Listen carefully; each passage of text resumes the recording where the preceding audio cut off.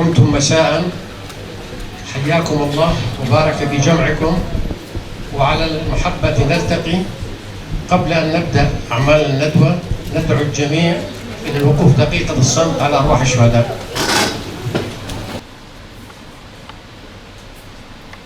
الشهداء خالدون في ذاكرة الشعوب. شكرا. سوف أتنازل عن استعمال حق الكردي، لغة الكردية، وأتكلم العربية لأن أكثركم يتكلمون عربي، ولكن لغة الكردية هي لغة الأم. كردي زمانه من الكردي از تنازلش حق حكم كردي ناخذ بالعربية أخذهم إجبر بهرة فترش و عربي زانن، ولكن أصلا ما بالميزين الاسم. موضوع اليوم اختارت موضوع عدالة انتقالية مع أخت ليلى، لأن أكثر بلد محتاج للعدالة الانتقالية هي أنتم السوريين.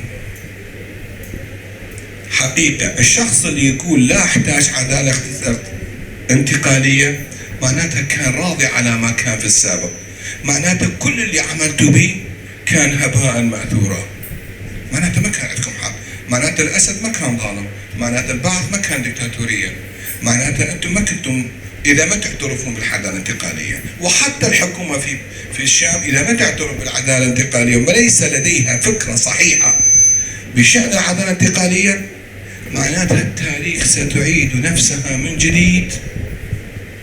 صدقوا، ونحن نعيش في منطقة أسرع منطقة بالعالم بإعادة التاريخ لنفسها. نقطة ثانية يجب أن يكون لدينا رؤية حقيقية للمستقبل وين احنا ماشيين. إذا ما نعترف بأخطاء الماضي، لو كانت كل شيء كان ماشي صحيح، ليش صارت الثورة؟ ليش انهارت الوقت؟ ليش راحت الكم الهائل من الشهداء؟ أنا أعتقد متأكد 100% منكم، لا أكثركم، لا واحد أكيد، لو واحد فيكم ابنه مستشهد، لو أخته مستشهد، لو أخوه مستشهد، لو خاله، لو عمه، كلنا موجودين. لذلك موضوع العدالة الانتقالية جدا جدا مهم. أتمنى من النخبة خلال كتاباتكم تركزوا عليه. فكروا، العدالة الانتقالية بالمجتمعات الدولية ليس راتشيدر، ليس مانيوال. من يطبق على العراق ما يطبق على سوريا، من يطبق على جنوب أفغانستان ما يطبق على سوريا، من يطبق على جنوب أفريقيا ما يطبق على هناك. ولكن هناك إطار عام ومجموعة من النقاط لازم نفكر فيها ونحن رايحين. مفهوم العدالة، شنو الفرق بين العدالة والعدالة الانتقالية؟ العدالة الجنائية وكأنه عندك سيف، من ارتكب خطأ مثل ما يعمل الأخوة في السعوديين يقطع ايده في السابق، كات مثل السكينة، هو هذا العدالة الجنائية. ولكن العدالة الانتقائية جدا تختلف. تذكرون سابقا كان عندنا نوع من السكاكين بها أكثر من رأس، قسم منها سكينة، قسم بها سكرو، قسم بها فتاحة بيبسي، فتاحة بطل، قسم بها مثل تحفر بالأنان، تقدر تفتح بأناناس. هو بمفهومي هو هذا الفرق بين العدالة الجنائية والعدالة الانتقالية. نحن بحاجة إلى ثورة حقيقية للوصول إلى العدالة الانتقالية.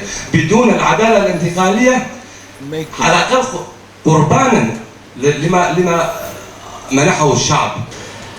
دكتور، حكيت آخر كلمتين كانوا كتير مهمين، هو الانكماش. وقلت عدم الانكماش، أنا بسميه انغلاق، بسميه تقوقع. 50% من الراحة النفسية أنا حصلت عليها لما دخلت. وهذا الكلام بيؤدي إلى أن خلال السنة هاي كان لي مشاوير كتير على الشام. بنزل على الشام وبطلع لقامشلي لحلب للاذقية، ما في هذا الجو القديم تبع النظام البائد. كيف ممكن ننتقل وما في مقومات؟ لا أحزاب، لا منظمات، لا قانون أحزاب، وشعبنا ملبوك بخبزه. يعني الأكثرية الساحقة من أبناء شعبنا ملبوكين بجوع بخبز. شيء مهم ألا هو لقمة الشعب، خبز الشعب، معيشة الشعب، كيف يعيش هذا الشعب. لكن عملية تطبيق العدالة الانتقالية تقع على عاتق من؟ السؤال اللي عندي يا هل ترى العدالة الانتقالية في سوريا الجديدة في الحكومة الانتقالية، هل تستطيع هذه الحكومة الانتقالية تطبيق العدالة الانتقالية بالرغم من إنشائها لهيئة العدالة الانتقالية منذ شهور؟ أنت من العراق وبالدستور العراقي في محاصصة حزبية أو مكونات أو إلى آخره، فبرأيك في الدستور ما عندنا محاصصة، في التطبيق عندنا محاصصة. في التطبيق فهذه المحاصصة برأيك أنت كاختصاص في هذا المجال هل تهدد العدالة الانتقالية المحاصصة؟ السؤال الذي يطرح نفسه، هل ستحل المشاكل بعد الاندماج الذي تتكلمون عنه؟ لأنه هناك مشاكل متجذرة عبر التاريخ وخاصة بعد الحربين العالميتين. بدنا نوصل العدالة الانتقالية من خلال هل بداية الخطأ اللي مثلتها الحكومة الانتقالية أيا كانت نوعها في هذا الظرف الدولي الحالي، إن لم يعمل على جبر الخواطر وخاصة للكرد، والكرد ما يكونوا مشاركين أساسيين ببناء الدولة، صدق مستقبلها راح تكون أسوأ من صدام حسين وأسوأ من بشار الأسد. خذها مني.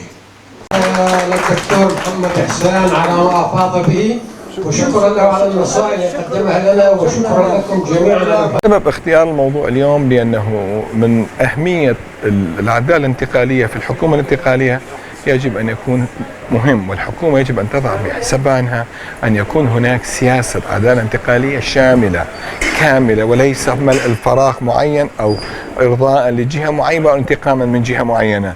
يجب أن يكون إجراءات عدالة انتقالية شاملة، بناء الثقة، جبر الخواطر، تعويض، دمج المؤسسات، إصلاح مؤسسات حكومية اللي بيها، إصلاح نظام قانوني، معاقبة المتهمين اللي صاروا. كل هذه الإجراءات ضمن سياسات العدالة الانتقالية، ويجب على الحكومة أن تفكر بها بجدية، لأن حتى تقطع الطريق أمام من هو متربص لسوريا أن يقع في فخ مرة ثانية أو تبدي تنتهك مشاكل مرة ثانية، وأن تستفاد من أخطاء التي ارتكبت في السابق ضد مكونات مجتمع الكردي. هو هذا السبب الأساسي لاختيار هذا الموضوع، وشكرا.